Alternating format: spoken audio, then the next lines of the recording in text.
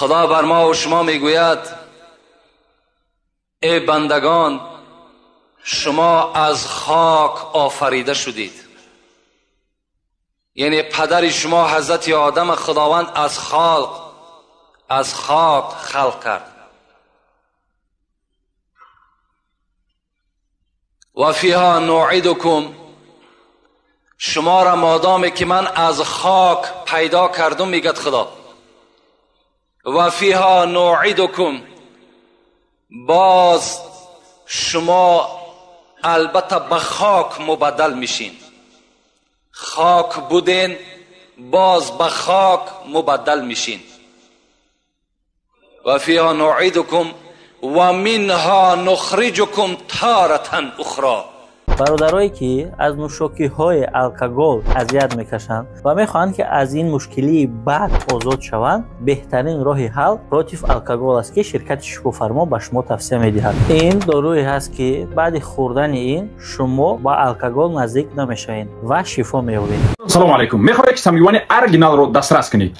پس به شما سمیوان اورجینال رو از شفافرما توصیه میکنم. برای بزباله کردن در مدت یک ماه از 9 تا 12 کیلوگرم وزن میتید و همچنین گردش خون زیاد میکنه، به حرکتی را حس نمیکنه و مشت رو بخواد میکند. مرحمت به متخصصای شرکت شفافرما مراجعت کنید و معلومات های بیشتر را دسترس نمایید. اینها سبب خدا شفافرما هم راز شما. سلام علیکم و رحمت الله و برکاته. السلام علیکم دوستان عزیز. آیا شما برای گذشتن از سرحد دشواری میکشید؟ مهلت حجت‌هایتان به آخر رسیده است؟ پس من برای شما خدمت رسانه شرکت نور محمد را پیشنهاد میکنم. با ماشین های نو و زمانوی، با باوری و اعتماد کامل، توسط رانندگان مرد و زن، شما را از منزل استقامتیتان تا خط سرحد برده برای عبور مرز مساعدت می نمایند. یادآور می شویم که اگر شما از نام شبکه حاجی میرزا مراجعت نمایید، برایتان تخفیف ارائه کرده می شود. رقم ها برای تماس: جمع 7 926 319 59 61. در باب مرگ و شدت مرگ البته سخنها می رود. این جمعه هم که باشد انشاءالله این موضوع را بر شما خاتمه می بخشیم. اعوذ بالله من الشیطان الرجیم. بسم الله الرحمن الرحیم. منها خلقناکم و فیها نوعدکم و منها نخرجکم تارة اخرى. صدق الله العظیم. خدا بر ما و شما میگوید ای بندگان، شما از خاک آفریده شدید. یعنی پدر شما حضرت آدم خداوند از خاک خلق کرد. و فیها نوعدکم، شما را مادامی که من از خاک پیدا کردم، میگد خدا، و فیها نوعدکم، باز شما البته به خاک مبدل میشین. خاک بودین، باز به خاک مبدل میشین. و فیها نوعدکم و منها نخرجکم تارة اخرى، باز از همین خاک روز قیامت وقتی که امر به زنده شدن شما می شود، شما باز از همین خاک سر می بردارین. شما از خاک پیدا شدین، به خاک رجوع میکنین، باز از همین خاک روز قیامت شما سر می بردارین.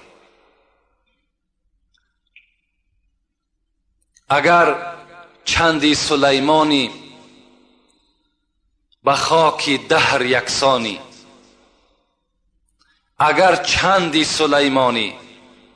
سلیمان بی نهایت بای بود، حضرت داوود بچش، اگر چند تای سلیمان باشی، میگه اگر چندی سلیمانی به خاک دهر یکسانی، و یا جمشید و خاقانی به خاک دهر یکسانی، اگر قند و عسل نوشی، اگر قند و عسل نوشی، اگر ملبوسی زر پوشی، به ماهرویان در آغوشی، به خاکی دهر یکسانی.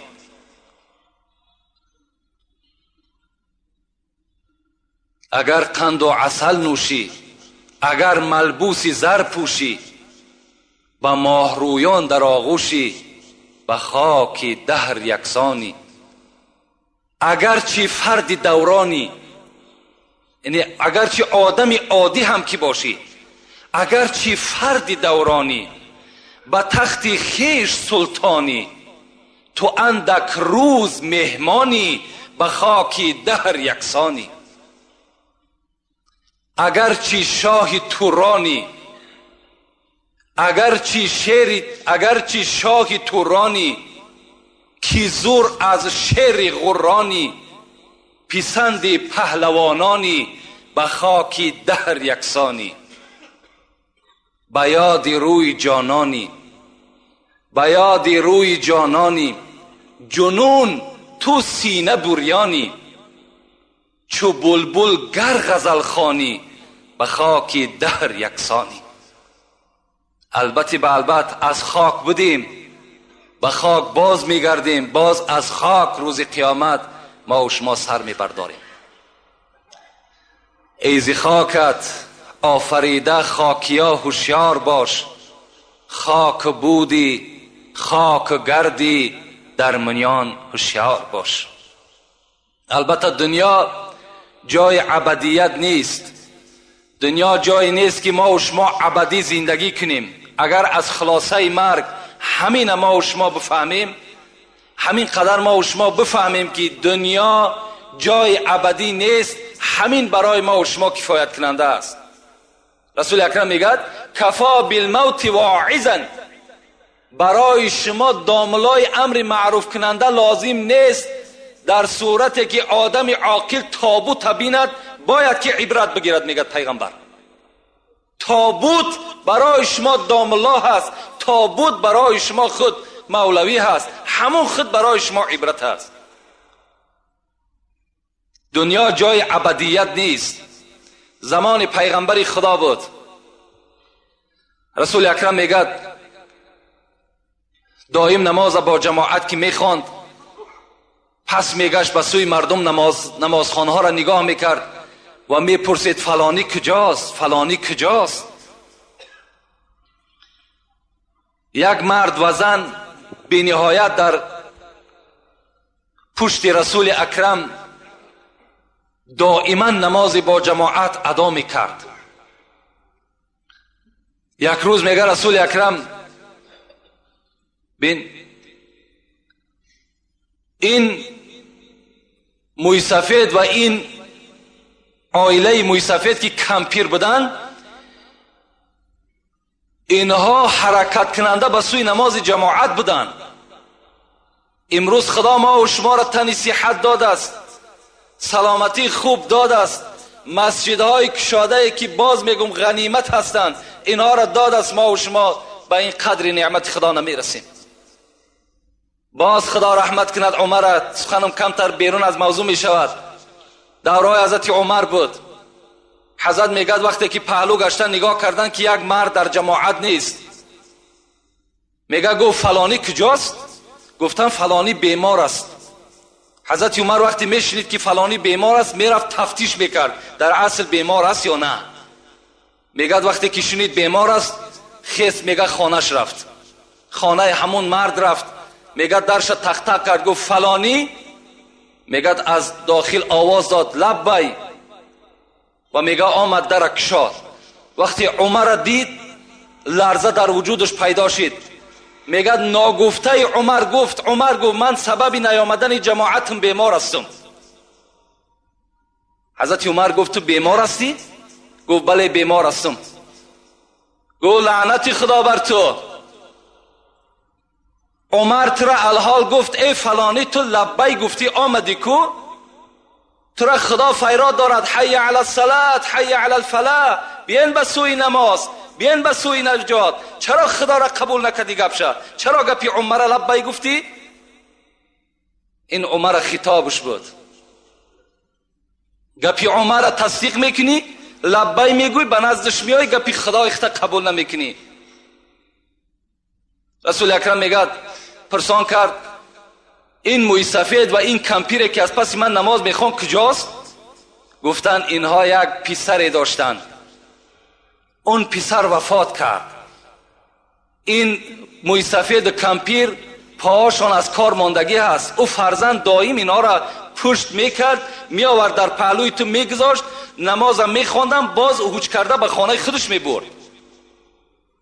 رسول اکرم میگه به سوی صحابه گفت آگاه باشین، اگر دنیا ابدی میشد، اگر دنیا یک آدم برای خود قرار میداد و پرورش میکرد و ابدی زنده نگاهش میداد، هر آینه همین جوان خدا نمیکشت، زیرا که بینهایت خدمت شایسته در حق پدر مادر کرده است. لکن دنیا ابدی نیست. این رسول اکرم برای او گفتند. ابن مسعود در حدیثا میگوید که از نام پیغمبر خدا روایت میکند ان احدکم یجمع خلقه فی بطن امه 40 یوما نطفه ثم یکون علقه ثم یکون مضغه.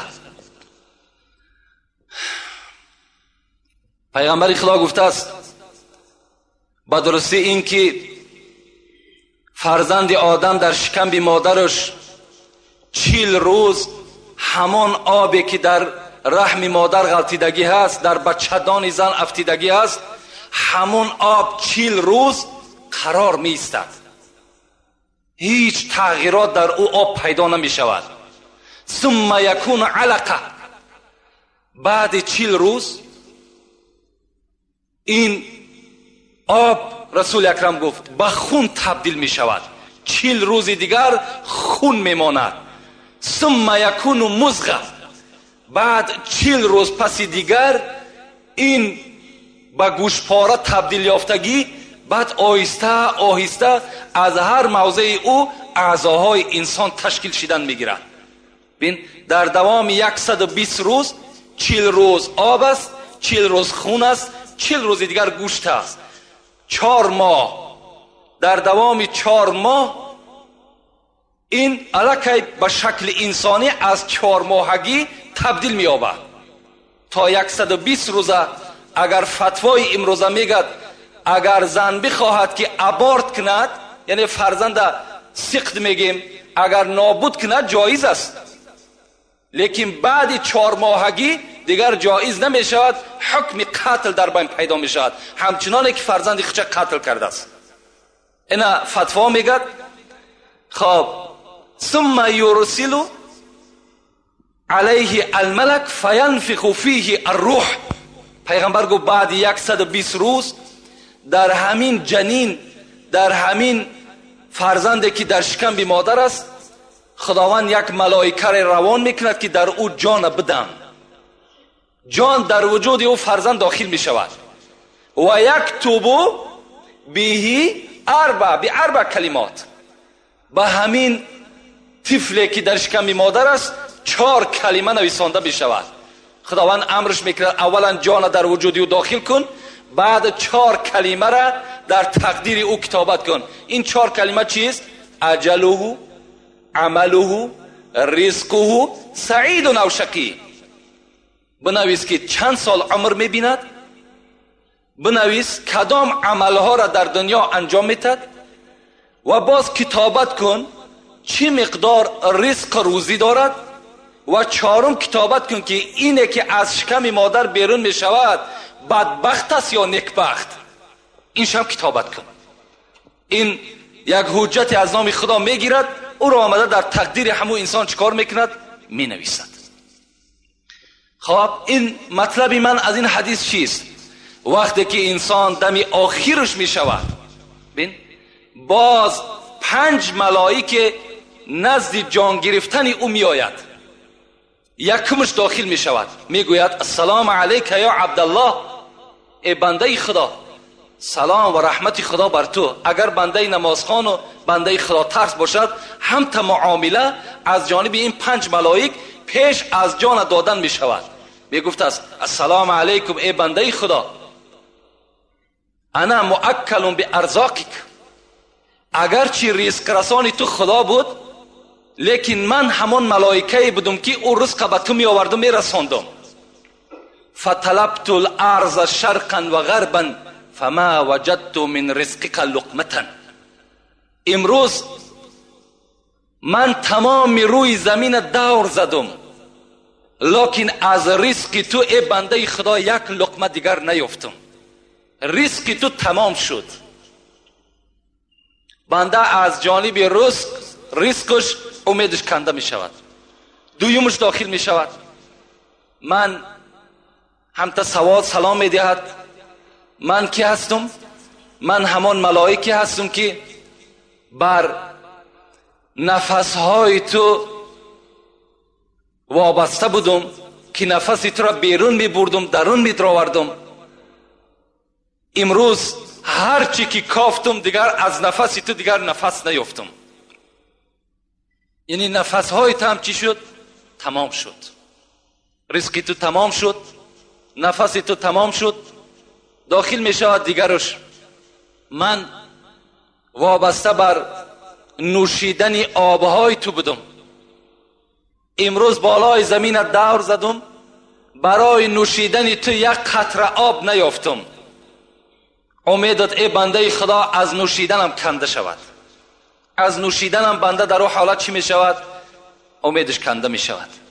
دیگرش داخل می شود می گوید من وابسته بر قدم های تو بودم که قدم تو را پیش می بردم پس می بردم به حکم خدای تو. امروز بالای زمین دور زدم لیکن در هیچ جا دیگر تو قدم زده نمی توانی، قدم تو هم کنده شد. پنجمش می گوید من وابسته بر اجل تو بودم، وابسته بر روزهای تو بودم. امروز هرچی که سراغ کردیم بالای زمین دیگر از حیاتی تو هیچ روزی نیافتم.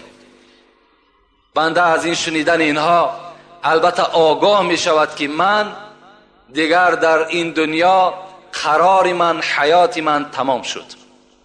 این ملائکایی که از اول آمدن چی ها کردن؟ ملائکی که آخر آمد چی را البته انجام داد. عبدالله ابن عمر ابن العاص میگوید کان ابی کثیرا ما یقول اینی لا اعجب من الرجل. همین عبدالله ابن عمر ابن العاص، این عمر نیست، میگوید من پدر داشتم، پدرم عاص نام داشت. میگفت که من تعجب میکنم، پدرش به همین عبدالله میگفت است من الرجل الذي ينزل به الموت و معه عقل و لسان لا يصفه. میگه از پدر میشنیدم که برای چی که همین آدمهایی را که مرگ بالاشان میآید در زمانی که زبانشان کار کردی سای، در زمانی که عقلش با همراهی خودش هست، چرا که وصف نمیکنن که مرگ چگونه سخت است؟ چرا وصف نمیکنن؟ عبدالله میگه وقتی که همین پدر ما اجلش آمد بالای سرش آمدم، گفتم پدر تو دایی میگفتی که من در مردم تعجب ده هستم که زبانهاشون کار میکرد، عقلهاشون با خودشون بود، چرا که شدت مرگ بر ما بیان نمیکنن؟ امروز بالای تو همین شدت مرگ آمد است، چرا صفت نمیکنی؟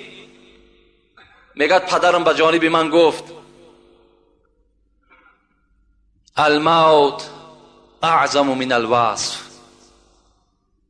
عبدالله گفت در حقیقت من میگفتم که چرا مردم وصف نمیکند، لیکن این شدت مرگ، بزرگی مرگ از وصف کردنم بالا بوده است، این را وصف کردن نمیشید است. ولکن سأوصف منه شیئا، لیکن عبدالله من بر تو کمی از این را بر تو بیان میکنم که شدت مرگ چگونه من حس میکنم. حضرت چی گفتن علا کتف جبل و رزوه. الحال گفت عبدالله من حس میکنم که من نمیدانم که بالا همین کتفی من همون کوی رزوان هست یا نه، لکن حس کرده ایستادم که همان کتف من ده یک کوی کلانی که در پهلوی خانه داریم بالای کتف من است. من کتف ما جمانده نمیتونم. من همتا تصور کردیستم. و دویم چیزی که حس میکنم الروح تخرج من ثقب الابره، همان پلوش سوزن میگه ما و شما. آیا همون سوراخی سوزن گفت دیده عبدالله؟ حس میکنم که نفس من فقط به همون سوراخی برآمده است. چنان یک مشکلات بالای من آمده است که همین شدت مرگ همتا حس کردم. بالای کتفم یک کوه هست و نفس من به مثل همون سوراخی سوزن میبراید. و فی جوفی، در شکمم باشد، شوکتون اوسج، در داخل همین روده های من حس میکنم که بوته خار مرغلان داخل است که هر یک رگ مرا او میخلاند. همچنان گو حس میکنم. و دیگر وصفی که بر تو کنم گو عبدالله این است که من در همین زمینی که خوابم الحال زمین آسمان در بالای من نزدیک آمده است. فکر میکنم که بین این الحال من جقیده میشم. آیا همتا هست؟ عبدالله که میفهمید اینها یعنی الکی در بگیم یک خیالات این بنده، الکی در روح این بنده گذشته سای. خدا همتا شدت مرگ به بنده همتا ایشان میتد، اگرچه چشم انسان او را نمیبیند. اینا البته شدت مرگ هستند، شدت موت هستند. مرگ البته آمدنی هست، در آمدن مرگ هیچ شک و شبهه‌ای نیست. شاعر عرب میگه الموت یأتی بغتة، مرگ ناگهان به سر بنده مؤمن می آید. مرگ پیشکی حجت ندارد، پیشکی یگان دستخط ندارد، یگان مکتوب روان نمیکند، بلکه ناگهان به بالای بنده چکار میکند؟ هجوم میکند. در هر حالت ما و شما البته تیار باشیم. چگونه ای که رسول اکرم پرسیدند من اکیس الناس، من اکرم الناس، زیرکترین مردم کی است؟ کی است؟ از همه زیرک، از همه چقان، از همه هوشیار کی است ای پیغمبر خدا؟ و کی است از همه دیده مکرمترین انسان در نزد خدا کیست؟ رسول اکرم چی گفت؟ گفتند من یذکر الموت،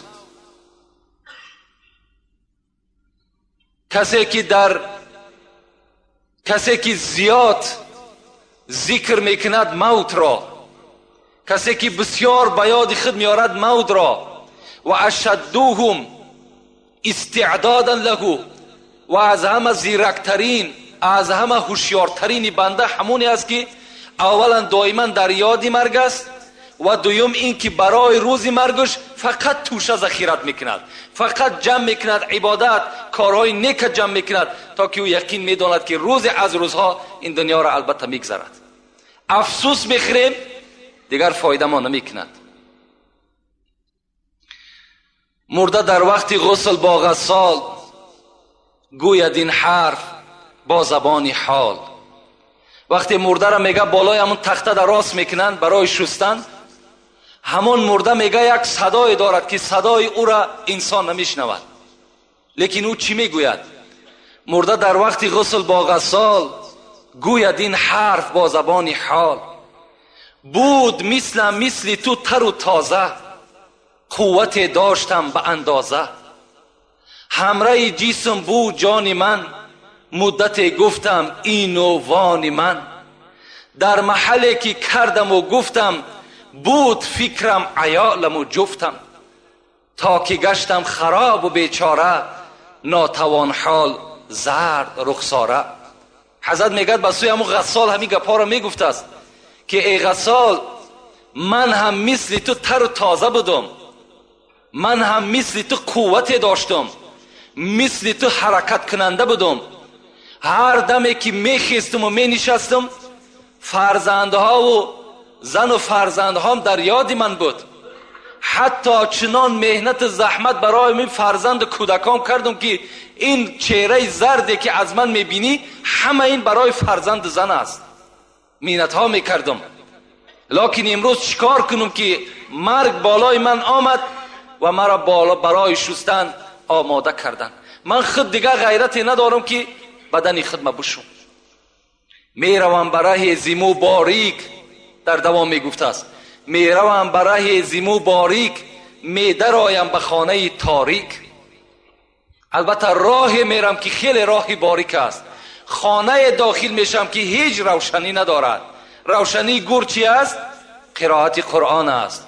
روشنی گور چی است؟ نمازی با جماعت است. روشنی گور چی است؟ ترس خدا است. میروم برای زیمو باریک، میدرایم به خانه تاریک. این همه در مقام میماند، سر تنهام میفرستاند.